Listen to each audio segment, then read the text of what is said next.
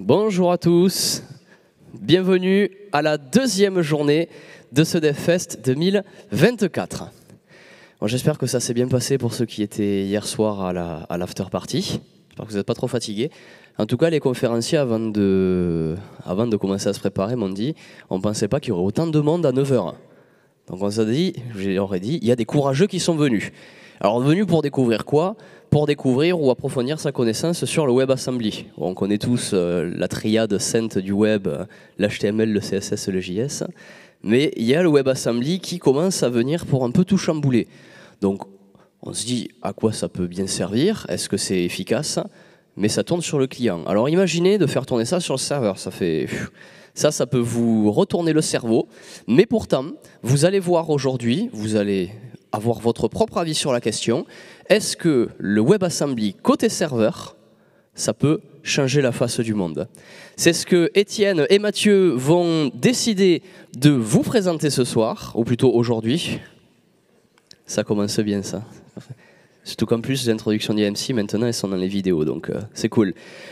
Ceux qui vont vous présenter ce matin, mesdames et messieurs, Étienne et Mathieu, pour est-ce que le WebAssembly côté serveur, ça va changer le monde ? Un tonnerre d'applaudissements pour eux.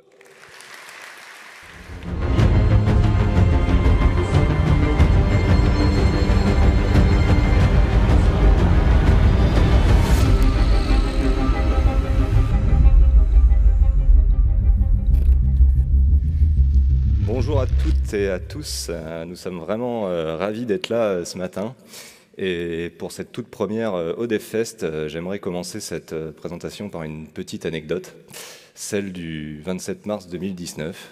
Il est aux alentours de 21h et je suis dans mon salon, sur mon smartphone, comme beaucoup à ces heures-là sur les réseaux sociaux. Et j'apprends via un tweet que la technologie dont on va vous parler aujourd'hui, si elle avait existé en 2008, vous n'auriez tout simplement jamais connu Docker. Ce tweet, il vient pas de n'importe qui, mais de Solomon Hykes, le créateur de Docker lui-même, qui annonce que le Wasm et le WASI sont pour lui le futur du développement côté serveur et côté web. Ok, donc bonjour à tous. Merci d'être venus si nombreux, comme dit, on ne pensait pas qu'il y aurait autant de monde ce matin à 9h. Donc je vais commencer par vous présenter Étienne Anne, qui en plus d'être un conteur de fresques historiques, est également développeur à la Maïf. Et moi je m'appelle Mathieu Ancelin, je suis développeur chez Serly et je suis également CTO d'une boîte qui s'appelle Cloudapim. Donc en fait on fait de l'API Management as a Service, soit en instance managée, soit en mode serverless, GitOps. On fait aussi des proxys LLM, etc., etc. Et surtout, on a la possibilité d'écrire des API en full WASM côté serveur. Alors, juste un petit sondage avant de commencer. Qui est-ce qui connaît WASM dans la salle ?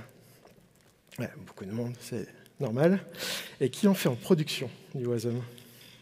Ouais, tout de suite, c'est beaucoup. Un courageux. C'est bien. Ok. Bon, du coup, Étienne, c'est quoi WASM ? Finalement, Wasm, c'est, comme beaucoup le savent, c'est le 4e nouveau langage du web après l'HTML, le JavaScript et le CSS. C'est disponible dans vos navigateurs depuis quelques années maintenant, on parle de 2015. Et avant qu'on rentre un peu dans le détail du développement, surtout côté serveur, on va voir un petit peu ce qu'on peut faire dans le navigateur avec des simples fichiers Wasm.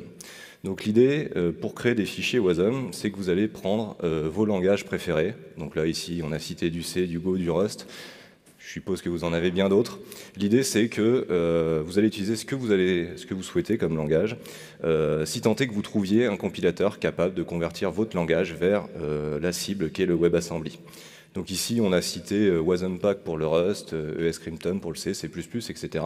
Mais tant que vous trouvez un compilo, c'est bon, vous pouvez récupérer vos fichiers Wasm. Et une fois que vous avez vos fichiers Wasm, on va pouvoir les charger dans le navigateur. L'idée, pour la démo, c'est qu'on va faire une petite fonction addition. Donc là, admettons que je l'ai codé en C, j'ai utilisé un compilo, j'ai récupéré mon fichier addition.wasm, et je vais pouvoir l'utiliser dans mon navigateur. Comme je vous le disais, le Wasm, c'est pas le remplaçant du JavaScript. On peut le lire sur les réseaux, etc. Certains disent le JavaScript est mort, etc.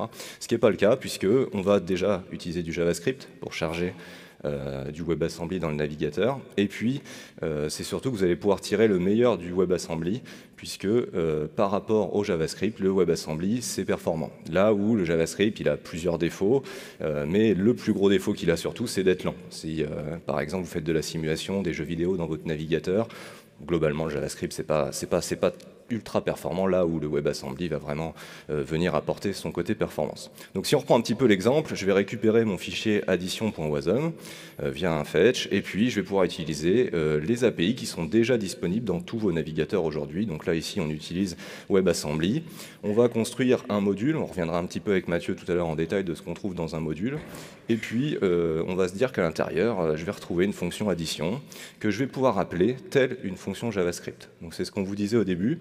Le JavaScript est là pour... je vais pouvoir appeler ma fonction comme une fonction JavaScript en lui passant donc des paramètres, donc ici 2 et 3. Et ce qu'il faut bien voir, c'est qu'au moment où je vais exécuter cette fonction, ce n'est pas du JavaScript qui va s'exécuter, mais c'est bien du C dans votre navigateur. En revanche, pas de surprise, 2 plus 3 dans du C dans du navigateur, ça fait toujours 5. Ok, donc maintenant on va voir un petit peu qu'est-ce qu'il y a dans ce fichier addition.wasm. Et ce qu'il faut savoir, une des premières choses, c'est que WASM, c'est un format qui est binaire. Donc c'est une des raisons pourquoi le WASM est notamment plus rapide au moins à l'exécution que du JavaScript, c'est qu'au niveau du parsing, en fait, comme c'est un format binaire, c'est parsé ultra rapidement, là où du JavaScript, surtout s'il y a plein de scripts dans votre page, il va falloir tout télécharger, il va falloir tout parser, tout représenter en mémoire, puis exécuter. Donc voilà. Donc, c'est du binaire, sauf que du binaire, je pense que je vais éviter de vous montrer du binaire dès 9h le matin, un vendredi, ça va peut-être pas trop le faire. Du coup, on va utiliser un truc qui s'appelle le WAT, donc c'est la représentation textuelle du WebAssembly, pour voir un petit peu ce qu'il y a dans ce fichier addition.wasm. Donc la première chose qu'il y a, c'est un module. En fait, dans un fichier WASM, il y a un ou plusieurs modules, donc là en l'occurrence il y en a un seul. Donc voilà, ça se représente comme ça, un module en Watt. Et dans ce module, il va y avoir notamment des fonctions. Donc là, j'ai ma petite fonction addition, donc j'ai une fonction qui s'appelle $add, qui a 2 paramètres. Donc le premier c'est $A qui est un entier 32 bits, le deuxième $B un entier 32 bits, et tout ça me retourne un entier 32 bits également. Donc après, à l'intérieur, c'est de l'assembleur relativement classique. On met les 2 paramètres sur la stack. On appelle l'opération d'addition qui prend les 2 derniers trucs sur la stack, qui les additionne, les remet sur la stack, et c'est ça qui est retourné. Donc voilà, là on a notre fonction. Sauf que cette fonction, elle est privée à mon module. C'est-à-dire qu'à l'intérieur de mon module, je vais pouvoir l'utiliser. Il peut y avoir d'autres fonctions qui peuvent utiliser le add, mais globalement, à l'extérieur de mon module, personne n'a le droit d'utiliser cette fonction.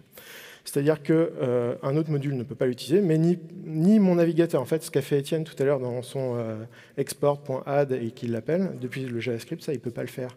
Donc pour ça, il va avoir besoin d'exporter cette fonction au reste du monde. Donc pour ça, on a les exports qui existent dans un module WASM.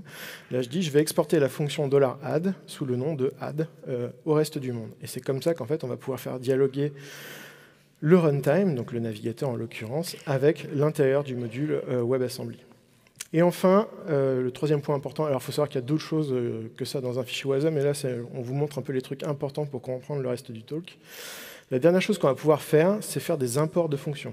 Donc en fait, ces imports sont éventuellement donnés par soit d'autres modules, soit même par l'hôte, le runtime, le navigateur. Donc là, en l'occurrence, j'importe la fonction console.log pour pouvoir faire des logs depuis ma fonction addition, éventuellement, si j'avais eu besoin. Donc voilà, ça ressemble grosso modo à ça, un fichier WASM. Et du coup, en gros, si je reprends, WASM, qu'est-ce que c'est? C'est un langage de bas niveau, hyper performant, qui fonctionne avec des modules qui sont dans des bacs à sable, c'est sandboxé, c'est isolé. On peut pas, de base, un module WebAssembly ne va pas pouvoir parler avec le reste du monde. Il va pouvoir le faire qu'en utilisant des fonctions hôtes, comme on vient de voir, des fonctions importées. Et du coup, ces petits modules dans des bacs à sable, ils ont une notion de mémoire partagée, justement pour pouvoir permettre de lui passer de l'information pour qu'il puisse la traiter et la redonner au reste du monde éventuellement. Alors juste pour vous montrer un petit peu, quand je dis c'est performant, le WASM, donc ça c'est l'exemple classique WASM. Là ici on a un port de Doom en WebAssembly dans le navigateur. Alors vous allez me dire, ok, Doom, WebAssembly, navigateur, très bien, vu le jeu, peut-être que du JavaScript il sait le faire tout seul. Alors oui, c'est pas faux, sauf qu'en fait, si je reviens au début de ma vidéo, vous voyez là, ce petit shell qui se lance, etc.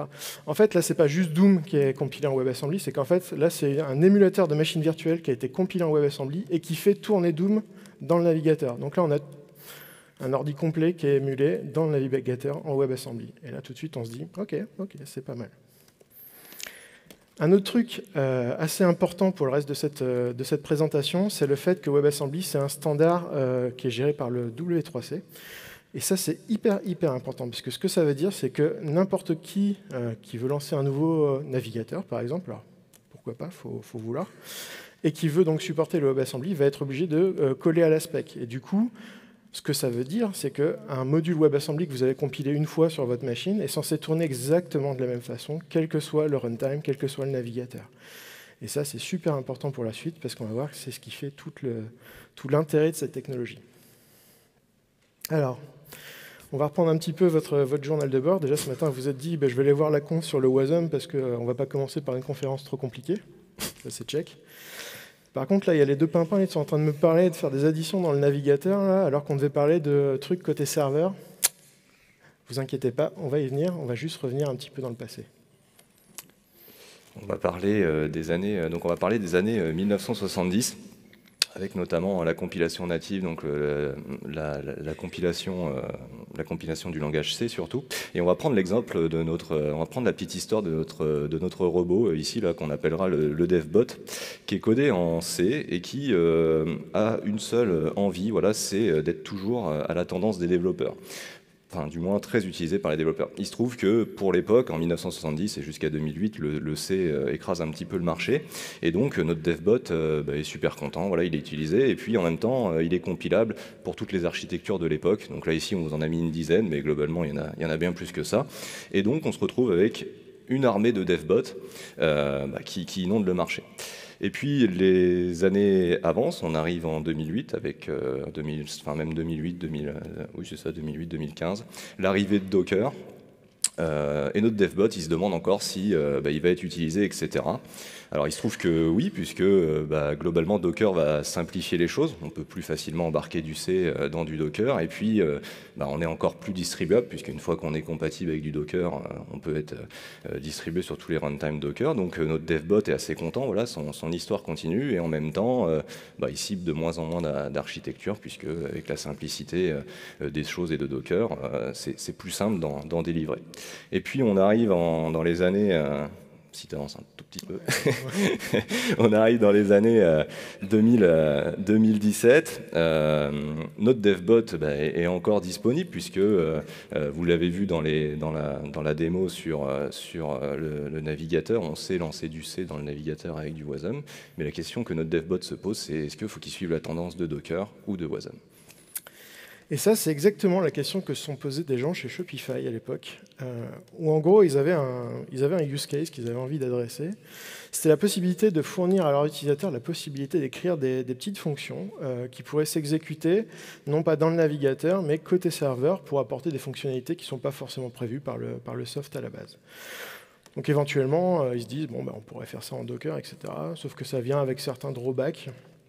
Et puis ils se sont penchés sur le cas de Wasm en se disant ça en Wasm, ce serait quand même cool, parce que fondamentalement, le modèle fait que c'est isolé, c'est machin et tout, on va pouvoir fournir ça aux développeurs facilement, sauf que c'est côté navigateur. Sauf qu'ils se disent, fondamentalement, est-ce qu'il y a vraiment quelque chose qui lie WebAssembly au navigateur en tant que tel? En fait, non, pas vraiment.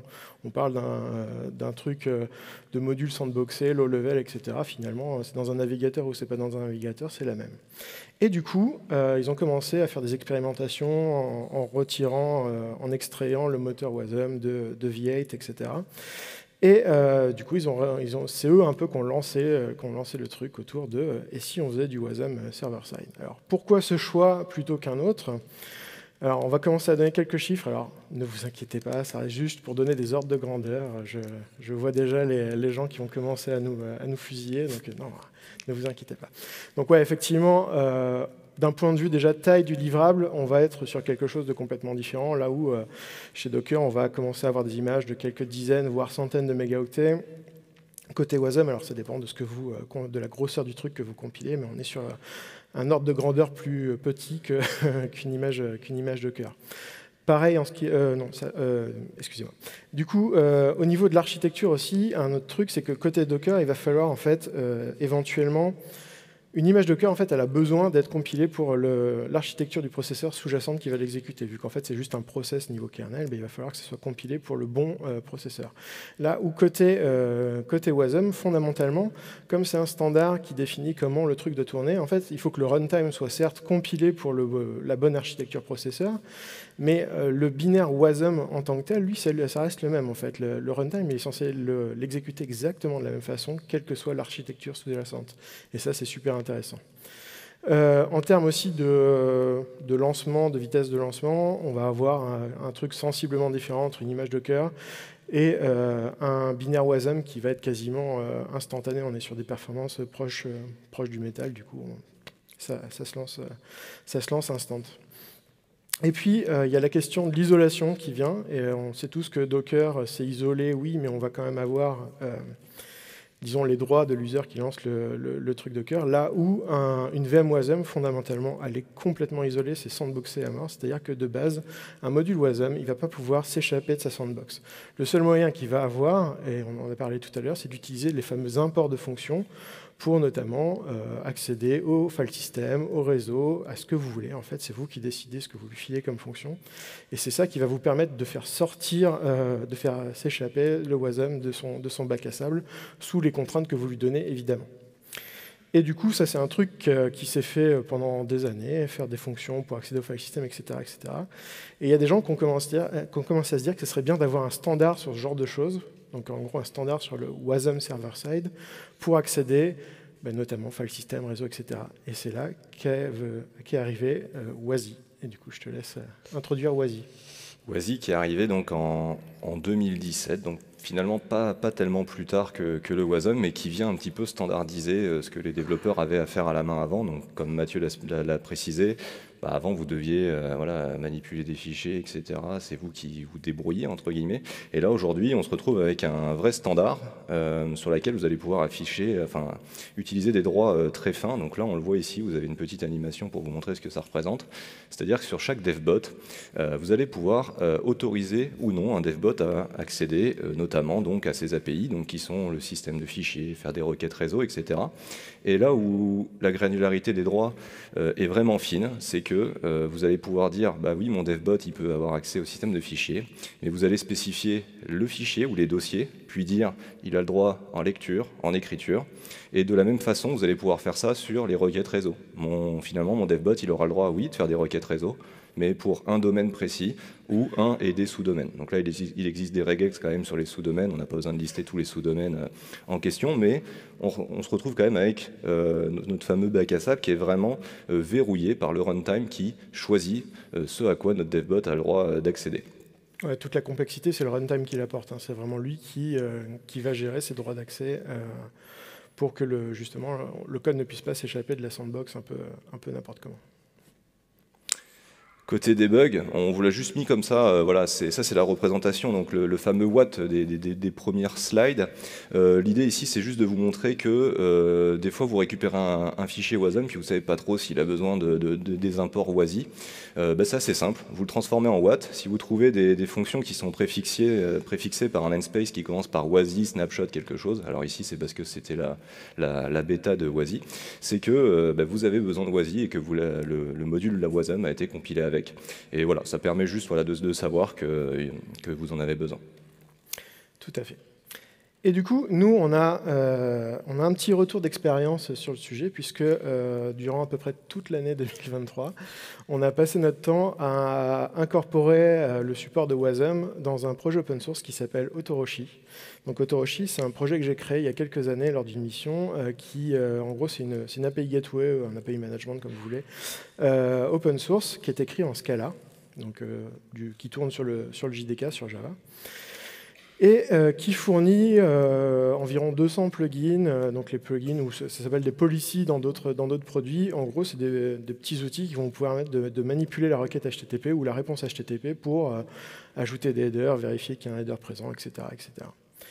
Et si jamais vous ne trouvez pas votre bonheur dans ces 200 plugins, vous avez toujours la possibilité de créer vos plugins. Donc pour faire ça, c'est pas dur, vous écrivez un plugin en Scala, vous le packagez sous forme de jar, vous donnez ce jar au démarrage du serveur Autoroshi pour le mettre dans son ClassPass, et hop, vous pouvez utiliser tous vos plugins, et c'est génial. Alors, c'est pas si génial que ça, en fait. Dans les problèmes qu'il y a, le premier, c'est que c'est pas dynamique. C'est-à-dire qu'il va falloir donner ce fameux jar au démarrage de votre serveur. C'est-à-dire que, globalement, si vous voulez rajouter un plugin à un moment, il va falloir redémarrer vos serveurs. Éventuellement, si vous avez un cluster Autoroshi avec plusieurs nœuds, il faut redémarrer tous les nœuds pour que le truc soit dispo en même temps, etc. Interruption de service, bref, je vous la fais en courte, mais c'est pas forcément génial. Après, c'est pas super user-friendly. Déjà, tout le monde, il faut coder votre plugin en Scala. Tout le monde ne sait pas faire du Scala, je pense. A priori. Tout le monde ne sait pas forcément utiliser la toolchain Java, tout le monde ne sait pas faire un jar. Bref, c'est pas génial. Ce serait plutôt cool qu'on puisse écrire un plugin dans n'importe quel langage et pourquoi pas le compiler en Wasm par exemple. Et puis voilà. C'est pas isolé non plus. C'est-à-dire que globalement, si votre plugin il crache de manière un peu énervée, il emporte la gateway avec lui. S'il y a un système exit dans le truc, il emporte la gateway avec lui. Donc, c'est pas génial. Et en plus, il n'a pas de notion de gestion de droit. C'est-à-dire qu'un plugin Autoroshi, justement, il a accès à tout dans la gateway, c'est-à-dire le trafic, les secrets, etc., l'accès à la base de données, parce qu'on peut en avoir besoin dans un plugin. C'est justement tout le but du truc. Et parfois, si on exécute des plugins, on va dire third party, ça peut être relativement compliqué. Du coup, pendant plusieurs années, je me suis dit « Ah, ce serait cool de faire en sorte que le système de plugins d'Autoroshi il soit compatible avec du Wasm, comme ça on pourrait écrire des plugins dans plein de langages. » Puis Wazi est arrivé, et puis là je me suis dit « Ah, c'est génial, on pourrait même aller encore plus loin, vraiment interagir avec le réseau, etc. etc. » Là, ça ne serait pas juste manipuler la requête et juste la renvoyer, on pourrait faire des trucs vraiment, vraiment cool. Et puis, fin 2022, avec Etienne, on a découvert 2 projets qui nous ont décidé à nous lancer dans l'aventure. Le premier, c'est Coraza. Je ne sais pas si vous connaissez. En gros, c'est un projet open source qui est un Web Application Firewall qui est écrit en Go et qui est compatible avec le core rule set OWASP. Donc, c'est une liste de toutes les failles à checker pour un WAF. Et en fait, dans Autoroshi, on nous avait souvent demandé de supporter un module de type WAF, sauf que le problème d'écrire un WAF, c'est qu'il faut justement maintenir cette liste de failles connues. Et ça, c'est un boulot assez chronophage qu'on ne pouvait pas se permettre. On est une petite équipe, du coup, voilà. Deuxième projet qu'on a découvert à cette époque-là, c'est Open Policy Agent. Donc, c'est un projet open source qui vous permet d'écrire des politiques de sécurité, enfin d'autorisation, dans un petit langage qui s'appelle Rego et qui est top. Et on s'est dit, ah, ça serait cool aussi de pouvoir l'avoir. Le problème, ces 2 projets sont écrits en Go. Nous, on fait du Java. Je pense que ça doit être possible avec un peu de JNI en s'énervant, mais voilà, on n'a peut-être pas envie de faire ça. Et ce qui est cool avec ces 2 projets, par contre, c'est qu'ils sont compilables en Wasm. Avec TinyGo, on peut transformer ces 2 projets en un gros fichier Wasm et l'exécuter où on veut. Et c'est ça qui nous a décidé à nous lancer dans le sujet. Et du coup, à la fin de l'année 2023, on avait tout le système de plugins d'Autoroshi qui a été réécrit pour supporter Wasm. Donc on a je ne sais plus combien de points d'extension possibles. Et du coup, on peut recharger à n'importe quel moment un nouveau plugin, en ajouter, ça se propage sur tout le cluster, ça marche super bien. On va pouvoir écrire nos plugins dans n'importe quel langage. Alors, pas n'importe quel, on ne supporte pas tous les langages possibles par Wasm, parce qu'on a une petite couche qui nous aide un petit peu, qui n'est pas compatible avec tous les langages, mais globalement, vous pouvez faire du Go, du Rust, du TypeScript, ce que vous voulez, il n'y a pas de souci. Donc c'est complètement sandboxé. Si votre plugin il crash, Autoroshi en relance un après et ça lui fait ni chaud ni froid. Et enfin, on a toute une couche on va dire d'autorisation pour autoriser les plugins à accéder à tel ou tel truc, à pouvoir faire des appels réseau, à pouvoir accéder à la base de données. Bref, ça c'est absolument génial. Et donc voilà, si vous aussi vous vous dites ça serait bien que mon produit soit extensible ou vous voulez donner la main à vos utilisateurs pour écrire des petites fonctions pour faire tel ou tel truc, incorporer du WebAssembly dans vos projets, je pense que c'est une des meilleures façons de faire le truc pour avoir une certaine souplesse, on va dire. Si jamais vous avez envie de le faire dans du Java, on va vous donner un petit peu de retour d'expérience sur ce sujet-là. Ce qu'il faut savoir, c'est que le monde WebAssembly, il est très Rust oriented, Go oriented, etc. Côté Java, globalement, il n'y avait que dalle, ou pas grand-chose en tout cas. Rien de bien génial, et du coup, il a fallu déjà commencer par trouver une façon de faire tourner un runtime Wasm dans du Java sans que ça crache au bout de 3 requêtes. Et du coup, nous, ce qu'on a utilisé, c'est un projet qui s'appelle XTism, donc c'est un projet open source qui est compatible avec Java. Vous pouvez faire tourner XTism dans plein de langages différents. C'est même un de leurs selling points, c'est qu'ils essaient d'être compatibles un peu avec tout. Et ce truc-là, déjà, ça vous permet d'embarquer dans la lib Java un runtime Wasm qui s'appelle WasmTime, qui est écrit en Rust. Donc ils ont fait les bindings JNI qui vont bien pour que ça marche. Et puis, ça fournit aussi tout un set d'outils pour vous faciliter l'écriture de vos modules Java, notamment en termes de manipulation de mémoire. On va voir ça avec Étienne tout à l'heure, mais c'est le truc un peu rébarbatif quand on fait du Wasm. Et donc, XTism, en gros, ils se vendent comme le fournisseur de systèmes de plugins en Wasm, quoi. Et du coup, ils fournissent tout pour que ça se fasse relativement bien. Un autre truc que vous pouvez checker également, c'est Chicory. Donc Chicory, c'est un projet open source qui est fait par un gars de chez Red Hat et la team de chez XTism. Et en gros, l'idée, c'est, comme l'ont fait les gens de chez Was0, c'est de fournir un runtime Wasm complètement écrit en Java. Et du coup, là, beaucoup plus simple à intégrer dans l'écosystème Java. On n'a pas de problème de type, de trucs un peu chelous à faire. Du coup, c'est vraiment pas mal. C'est un peu jeune encore, mais je pense qu'il faut... à vérifier dans quelques temps. Je pense que c'est un truc qui va valoir le coup. En cours de route, on a pondu 2-3 trucs aussi. On a un projet open source qui s'appelle Wasmo qu'on a créé, qui va vous aider à... Le problème quand on fait du Wasm, c'est qu'il va falloir maîtriser la toolchain pour transformer le code que vous avez écrit en Wasm. Et ça, c'est pas forcément un truc que tout le monde a envie de faire ou tout le monde peut faire. Donc on a créé ce truc-là qui s'appelle Wasmo. Donc c'est un Web IDE et une CLI qui va vous permettre de vous aider à écrire vos modules Wasm, à les compiler, à les builder, à les packager et notamment à les servir à ceux qui en ont besoin. Donc c'est compatible avec Autoroshi et nos autres produits open source. Et voilà, ça peut éventuellement vous aider, au moins au début, à accélérer les choses si vous voulez vous lancer dans l'aventure Wasm server-side. Et on a un dernier truc, pareil, si vous avez besoin de faire du Wasm at scale, ce qu'il faut savoir, c'est qu'une VM Wasm, elle est monothreadée et elle est bloquante. Donc c'est-à-dire que si vous mettez ça dans une API Gateway, où là vous allez avoir plein de requêtes en parallèle, etc., ça va vite faire un petit goulot d'étranglement, ça va poser problème, on va empiler des requêtes, à un moment ça va faire des timeouts, bref, c'est pas exactement ce qu'on veut. Du coup, Wasm4s, c'est une librairie qu'on a créée, qui est open source également, qui va rajouter un wrapper au-dessus de XTism pour fabriquer des pools de VM dynamiques pour avoir éventuellement plusieurs VM Wasm qui vont vous répondre et s'adapter à la charge qu'elle reçoit, suivant des règles que vous aurez fixées, min, max, occupation mémoire, etc., etc. Et du coup, voilà, ça c'est un des trucs aussi auquel il faut penser quand on fait ce genre de choses pour être sûr que tout se passe bien. Voilà pour cette partie-là, je vais vous faire une petite démo. Et je vais commencer par vous montrer un petit peu l'histoire du WAF là, avec Coraza. Du coup, je vais me connecter à une instance Autoroshi que j'ai déployée sur CloudAPIM. Donc voilà. Donc l'idée, c'est que je vais vous montrer un petit peu comment on va pouvoir utiliser le WAF dans Autoroshi. Donc le fameux WAF qui est écrit en Go, dont je vous ai parlé tout à l'heure. Donc en gros, il faut que je crée une configuration. Je commence par créer une configuration. Donc ici, c'est une configuration Coraza classique, et on utilise leur formalisme de configuration. Donc en gros, j'inclus les fichiers recommandés par Coraza. J'inclus le core rule set OWASP. Donc c'est un peu la liste de toutes les failles web connues qu'on veut. Et on va pouvoir même ajouter notre propre configuration. Donc ici, j'en ai fait une un peu débile qui dit si jamais tu rencontres une requête avec le user agent devfest Nantes 2024, bah, tu la bloques et tu me génères un événement côté Autoroshi qui dit j'ai détecté des hackers du devfest. Et là, j'active mon moteur, je dis tu passes en mode bloquant. Il y a moyen de passer en mode pure détection, juste pour laisser passer le trafic, mais dire attention, là j'ai détecté une faille sur telle route, etc. Il va peut-être falloir jeter un œil. Donc voilà, ça c'est juste la configuration de votre Coraza.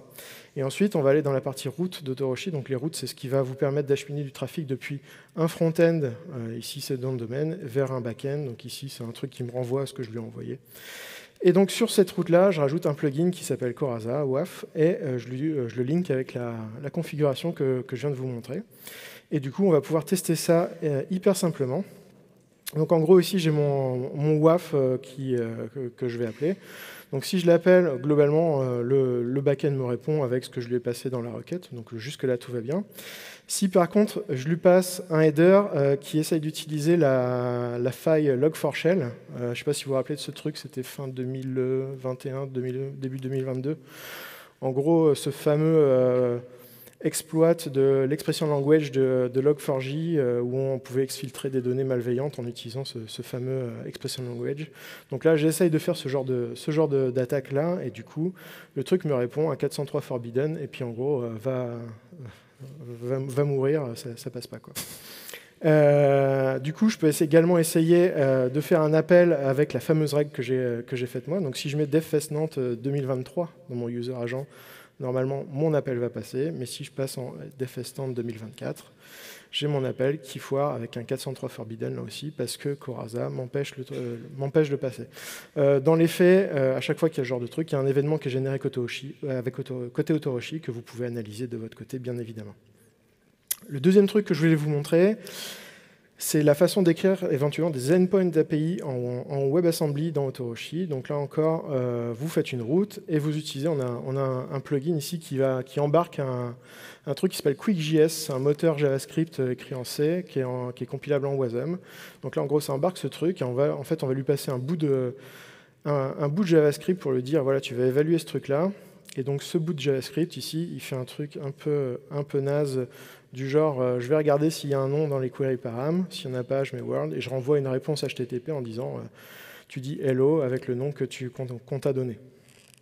Et du coup, juste pour vous montrer à quoi ça ressemble, si j'appelle ce endpoint, globalement j'ai mon hello world, et si je l'appelle avec un nom particulier ici, le devfest, j'ai un hello devfest. Donc voilà, c'était juste pour vous montrer très rapidement le genre de choses qu'on peut faire quand on inclut directement du Wasm dans un produit comme une API Gateway. Vous pouvez évidemment le mettre ailleurs, il n'y a aucun souci, mais globalement, à chaque fois, d'un côté, c'était un projet Go qu'on a compilé en Wasm, qu'on fait tourner dans du Java, de l'autre, c'était un projet écrit en C qu'on a compilé en Wasm et qui s'exécute dans du Java de manière relativement simple, et là, mine de rien, c'est quand même plutôt cool. Je te laisse enchaîner. Et là, jusqu'à présent, on vous a vendu un petit peu que des choses qui fonctionnent. Hein. Ça paraît simple. Hein. On prend des choses qui sont écrites en Go, en Rust, on les amène en Java, etc. C'est un petit peu plus compliqué que ça dans le fond, puisque avant de parler Wasm 2 et WASI 02, en Wasm 1, vous avez notamment la manipulation de la mémoire. Donc on ne l'a pas vu tout à l'heure. Quand on a fait notre exemple, on était dans notre navigateur, on a appelé notre fonction addition en lui passant des paramètres. Et puis notre module Wasm nous a répondu tout simplement que 2 plus 3, ça faisait 5. Et on n'a pas eu besoin, on ne vous a pas montré le code, mais parce qu'on n'a pas eu besoin de transmettre des paramètres à notre module Wasm. Il se trouve que c'est parce qu'on a passé des entiers et des flottants. Et dans la première version de Wasm, si vous vouliez passer autre chose que des entiers et des flottants, vous êtes tout simplement obligé de passer par cette fameuse zone mémoire partagée ici, que vous allez manipuler telle un peu une mémoire en C. Donc c'est-à-dire que c'est assez fastidieux, c'est à vous de la créer, de la faire grandir. Alors évidemment, les API WebAssembly vous aident un petit peu, mais ça reste assez fastidieux.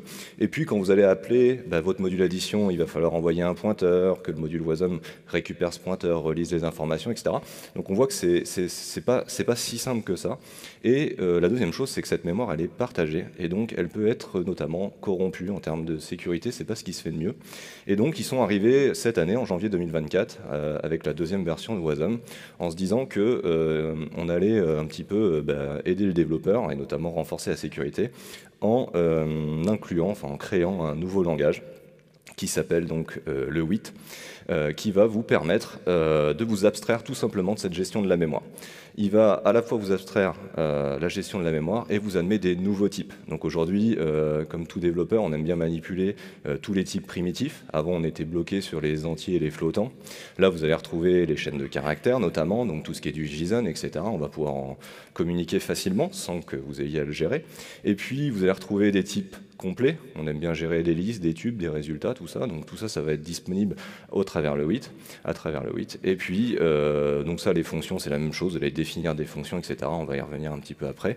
Et des interfaces et des mondes qui vont être maintenant ce que votre module Wasm va pouvoir exposer au monde extérieur. Et c'est important puisque ça vient avec Wasm 2 et l'introduction d'un nouveau modèle. On ne va plus parler de module Wasm, mais on va parler de composant Wasm. Et dans un composant Wasm, on va retrouver à la fois ce qu'on retrouvait dans la première version de Wasm, c'est-à-dire votre module, donc là écrit en Go, plus un ensemble de fichiers WIT qui vont définir les interactions que vous allez avoir avec l'extérieur. C'est-à-dire que vous allez vous n'allez plus manipuler la mémoire, vous allez déléguer cette partie au WIT qui va se charger de définir vos types. Vous allez pouvoir définir des types et les partager avec d'autres composants. Et puis, on va le voir en détail, mais le WIT va charger de transformer ces fameux types en binaires, etc. Et donc ça, c'est super pratique pour le coup. Le truc juste après. Et ça permet également de créer des agrégats de composants. Donc en fait, ce qu'on va avoir maintenant, depuis la version 2, donc c'est tout frais de cette année, vous allez pouvoir créer plusieurs composants et essayer de dialoguer entre eux. Donc c'est-à-dire que si je fais un composant A ici, qui est écrit en Go, et un composant B écrit en Rust, ils vont être capables de communiquer. Il va y avoir des petites règles pour qu'ils communiquent, c'est-à-dire que chaque composant va d'abord définir des interfaces directionnelles, unidirectionnelles. C'est un petit peu la différence avec ce qu'on a dans d'autres langages. C'est qu'ici, une interface, c'est soit quelque chose qui exporte des fonctions vers le monde extérieur, c'est-à-dire que c'est un ensemble de fonctions que les autres composants vont pouvoir appeler et qui vont exécuter des fonctions qui sont propres à votre module. Et puis vous allez définir également un lot d'imports dans ces interfaces qui sont toutes les fonctions qui vous sont requises au démarrage pour fonctionner. Vous allez pouvoir également définir des types, c'est-à-dire que mon composant A va pouvoir définir des types et le composant B va pouvoir s'en servir le tant que c'est exposé à travers une interface. Et enfin, nous, ce qu'on trouve super bien, ce qui nous fait penser un petit peu aux microservices, etc., c'est que vous allez pouvoir créer des super composants. Donc, c'est-à-dire qu'on va pouvoir agréger des composants A et B, écrits dans des langages totalement différents, si tant est que les exports de l'un correspondent aux imports de l'autre, et vice-versa.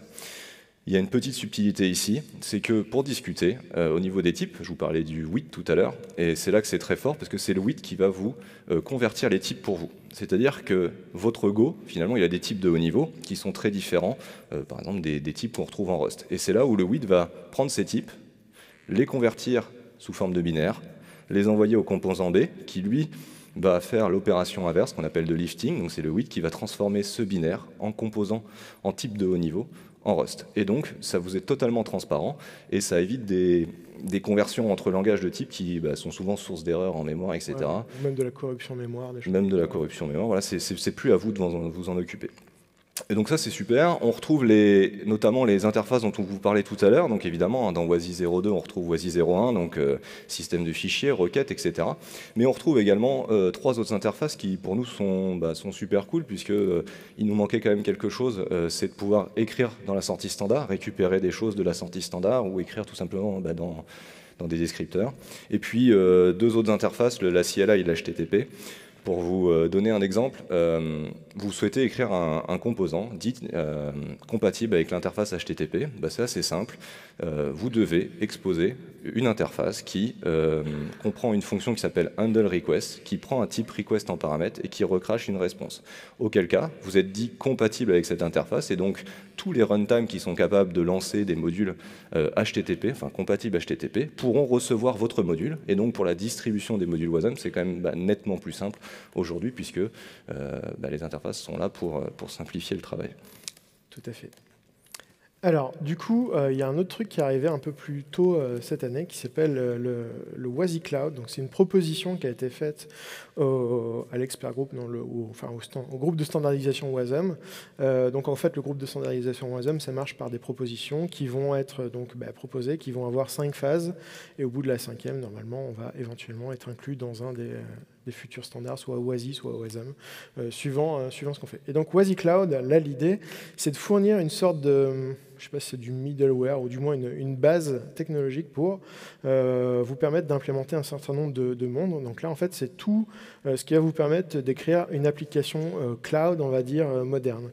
Donc l'idée, c'est de pouvoir faire une application exposée en HTTP, qui sait faire du messaging, du clé-valeur, stocker des trucs dans un S3, faire du SQL, etc., etc.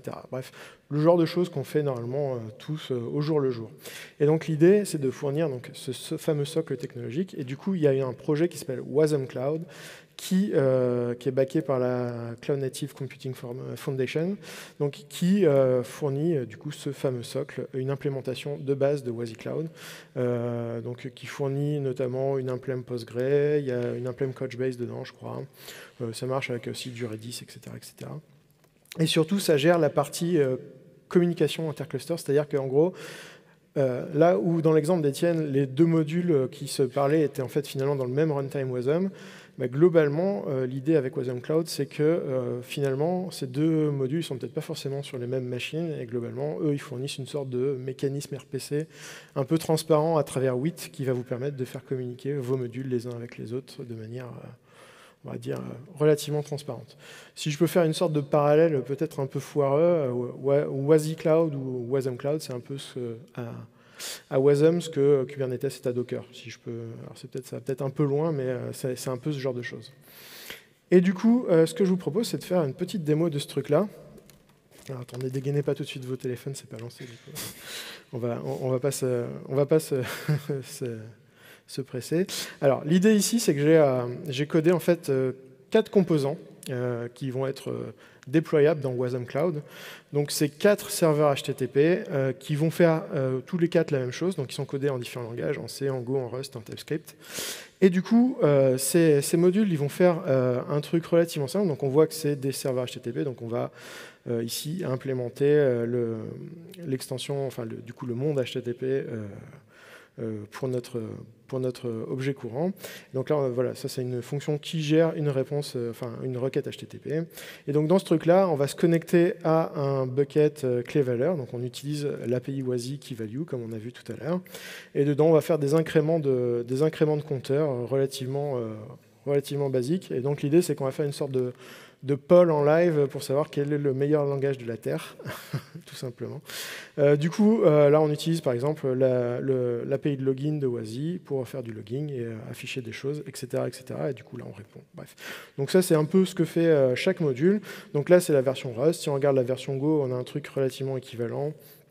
Ça ressemble, bon après d'un point de vue idiomatique c'est différent évidemment, mais finalement on a quelque chose de relativement similaire. Là on prend le key value, on ouvre un bucket, on fait un incrément à l'intérieur, on envoie une réponse, bref on a un truc relativement simple.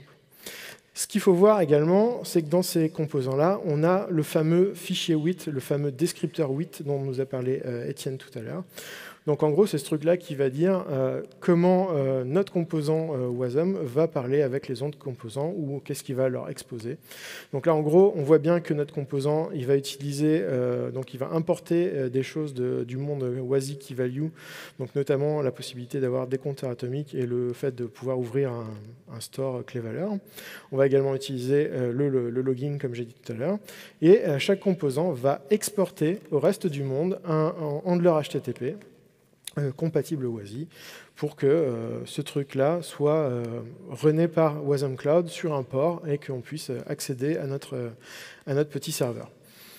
En plus de ça, dans chaque projet, on va avoir du coup un petit peu comme on aurait dans un Kubernetes, un descripteur en YAML qui va un peu lui faire le lien physiquement avec les vraies choses, on va dire. Donc notamment, ça va dire tu vas lancer le serveur HTTP qui est contenu dans ce module sur le port 8086 par exemple. Tu vas te linker un Redis pour le clé-valeur, tu vas te linker un Redis qui est exposé à cette adresse, etc., etc. Et donc, ces modules-là, je vais pouvoir les déployer du coup dans un Wasm Cloud et il va pouvoir me faire popper ces composants, les scaler. Là, normalement, je crois que j'en ai un. Alors, ici, on a un scaler, un spread scaler, donc on peut dire je veux n instances et du coup, il va popper n instances sur l'infrastructure, etc., etc. Donc, ce qu'on va faire, c'est qu'on va démarrer un petit Wasm Cloud. Donc, je vais tout démarrer en local sur ma machine. Donc là, on va utiliser leur ligne de commande qui s'appelle wash. Donc, je vais faire un wash up. Du coup, ça me démarre mon Wasm Cloud. Et du coup, j'ai un petit script ici qui, normalement, me permet de déployer toutes mes applications dans mon Wasm Cloud, s'il a envie. Voilà. Du coup, ce que je peux faire ici, c'est faire un wash app list pour voir un petit peu les composants qui sont déployés. Donc, on a notre composant C, notre composant TypeScript, notre composant Go, il doit y avoir le Rust qui doit être quelque part. Bref, voilà, on a nos 4 composants qui sont déployés.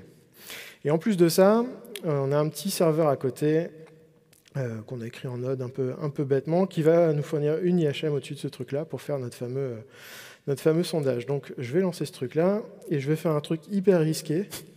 C'est que je vais vous exposer ça avec un tunnel ngrok, comme un gros sale, et on va voir si vous pouvez vous amuser avec ce truc-là.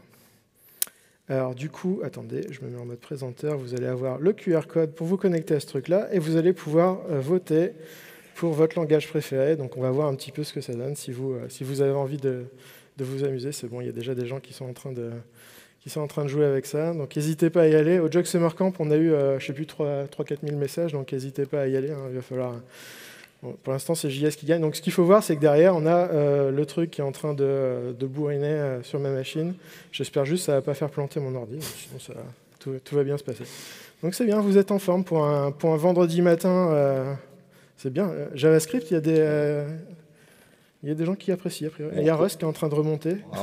On retrouve quelque chose qu'on avait au Jog. Le JavaScript gagne toujours, souvent. Ouais, c'est ça. Voilà. Après, on est désolé pour ceux qui ne retrouvent pas leur langage. On en a choisi 4. Hein. Évidemment, on aurait pu coder d'autres composants, mais l'idée en général, c'est que le JavaScript gagne, ou le Rust, peut-être. Là, on voit que... Ah, c'est bien. Hein. Il y en a 2 qui se tirent la bourre quand même. Hein. Si on remarque. Ok, bon, on va rester là.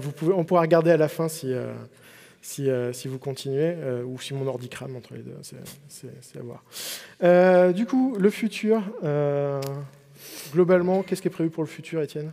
Globalement, on a Wasm 3 et Wazi 3 0.3 qui devraient sortir prochainement. Alors pas forcément en fin d'année, sans doute plutôt l'année prochaine. Mais nous, ce qu'on a noté là-dedans, alors qui est en première proposal aujourd'hui, mais la première étape de proposition, c'est la partie async. Aujourd'hui, on ne peut pas faire le monde des promesses, du multithreading, etc. C'est pas accessible en Wasm. Donc ça, c'est en cours. Il y a des choses qui sont expérimentées, qui ont l'air vraiment prometteurs. Et puis, nous, un truc qui nous intéresse un peu plus, parce que on vient du monde Java, c'est qu'aujourd'hui on ne peut pas écrire de plugin Java. Aujourd'hui, écrit en Java et compilé en Wasm, puisque c'est pas possible, notamment du fait que Java ait besoin d'un garbage collector. Et donc il y a la proposition garbage collector est en phase 5, donc ça veut dire vraiment que là maintenant elle doit déjà être en expérimental dans les runtime et dans les navigateurs. Et donc ça on trouve ça plutôt cool. Plutôt cool, plutôt excitant. Ouais, c'est un truc qui est vraiment inclus directement dans la HIP de votre VM Wasm, et du coup qui se chargera. Alors ce ne sera pas le garbage collector de votre langage habituel, ça va être vraiment celui de Wasm. Donc après il y aura sûrement des différences, mais déjà ce sera un premier pas dans la bonne direction. Donc voilà, ça va être tout pour nous aujourd'hui. En conclusion, alors nous on est absolument convaincus que le Wasm server-side c'est un vrai avenir, que ça ouvre en fait des portes qui sont relativement intéressantes en termes de multilangage, de faire communiquer des choses ensemble. Il y a pas mal de choses qui existent. Il y a d'autres frameworks comme Spin de chez Fermion ou autres qui vous permettent de faire des applications distribuées, Wazi Cloud, etc. Donc si ça vous intéresse comme sujet, n'hésitez surtout pas à creuser. Il y a plein de choses géniales qui sont en train d'émerger un petit peu partout. Et puis voilà. voilà. J'espère que ça vous a plu. N'hésitez pas à nous donner du feedback si le talk vous a plu ou ne vous a pas plu. Et puis, si vous avez quelques questions, on a 2 minutes devant nous. Voilà.